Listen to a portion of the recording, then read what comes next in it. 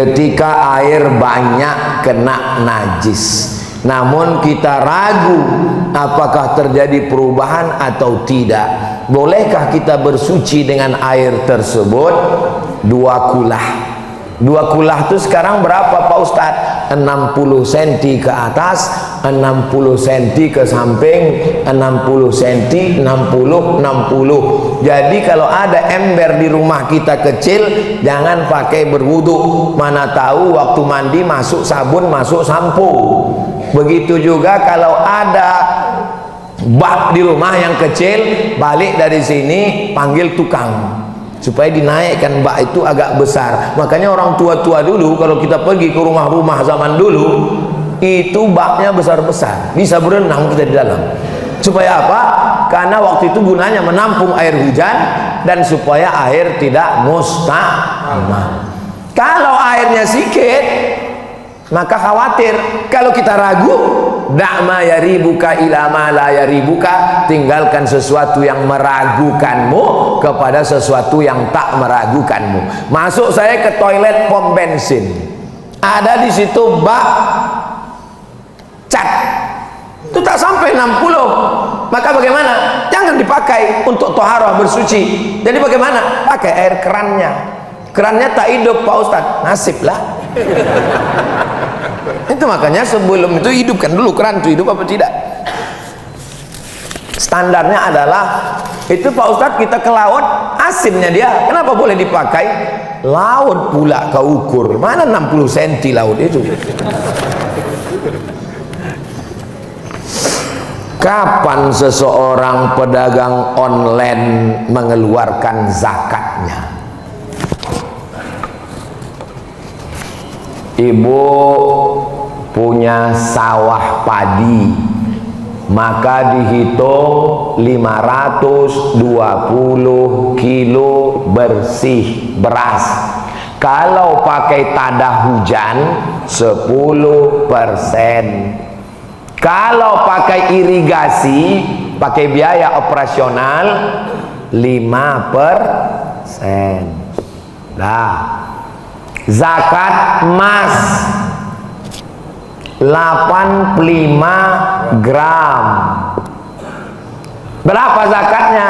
2,5, bukan 25, 2,5%.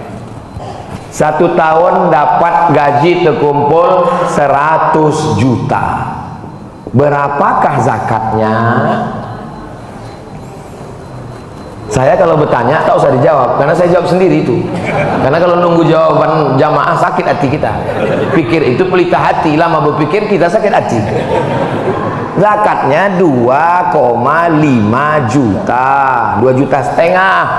Kalau dapat setahun ini 1 miliar, 1 M, berarti zakatnya 25 juta. Nah, yang ditanyanya tadi dagang. Untuk bisnis punya rumus khusus. Rumusnya 3 kurang 2. 3 itu apa? Modal yang diputar tambah untung tambah piutang kurang rugi kurang hutang. RH, modal yang diputar tambah untung tambah piutang kurang rugi kurang hutang. Kalau mencapai 85 gram emas, kalau sekarang 1 gram itu 1 juta lebih. Kalau 85 gram berarti 85 juta. Sebetulnya lebih, tapi karena kita udah lama kenal 85 juta aja lah. Jadi kalau selama setahun itu mencapai, maka dia kalau ternyata penghasilannya cuma 40 juta, tak keluar zakat karena di bawah ambang batas. Jelas? Kuulang sekali lagi. Saya kalau mengajar dulu di kampus 3 kali saya ulang. Saya tanya, jelas kurang Pak? 2 kali. Jelas kurang Pak? 3 kali. Ada yang bilang tak jelas, 2 gendangnya. Kalau kulanjutkan, kalau tak aku gila, kau gila.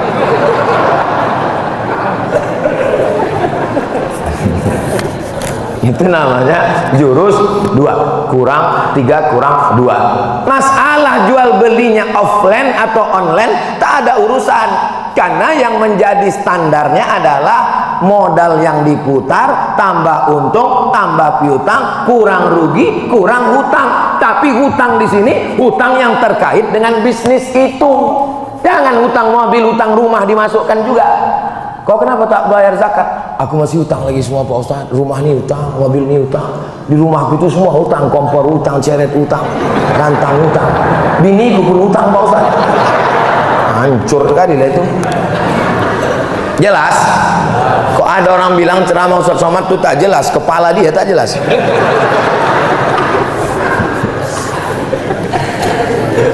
Bagaimana cara meyakinkan diri bahwa kita diterima Allah supaya kita terus termotivasi untuk rajin beribadah?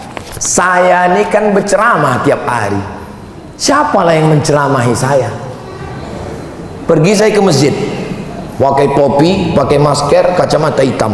Maksudnya mau mendengar ceramah Ramadan ini. Saya kosongkan malam, pergi saya di sudut-sudut belakang. Malam ini yang akan menyampaikan kultum tarawih adalah Al-Mukarram Ustaz Somad, karena nampaknya dia ada di tengah kita. Ketahuan juga. Tak bisa. Jumpa saya Habib, saya bisikkan ke telinganya, Habib tolong nasihati saya. Ittaqillah, takutlah sama Allah. Nasihat yang paling dalam bagi saya adalah menengok jenazah masuk liang lahat. Makanya kalau ada jenazah saya berdiri di samping, syukur-syukur bisa izin masuk ke dalam, meletakkan jenazah, membukakan wajahnya, menempelkan hidungnya ke dinding, meletakkan tanah liat di tengkuk. Itu pelajaran luar biasa. Kalau ada suami ibu yang tak sholat, yang tak peduli jangan ibadah, nanti kalau ada orang meninggal, bawa dia, letakkan pinggir, senggolkan sedikit, dia cukup. Ceramah tak masuk, ustadz berceramah di masjid dia tak datang. Maka itu yang paling bagus. Saya dalam sebulan memang saya cari orang meninggal, datang saya buka wajahnya, saya cium. Asal ada tukang kemarin, Ustadz, tukang kita yang bangun asrama tuh meninggal Pak Ustadz. Datang saya pagi-pagi, saya buka wajahnya, saya cium. Karena itulah nasihat. Apa kata Nabi? Wa kafa bil mauti wa'iza. Cukuplah kematian sebagai nasihat. Tak bersuara, tak berbunyi, tak berhuruf. Nasihat diam 1000 bahasa. Namanya mati. Mimda tema taya bawati. Yang tahu mengeja itu berarti udah tua. Anak-anak sekarang mana tahu dia. Zaman saya dulu yang pakai alif-alif itu. Zaman anak sekarang a bataba tatata sasaba saba. Asaba jo na kailoknya kecilnya.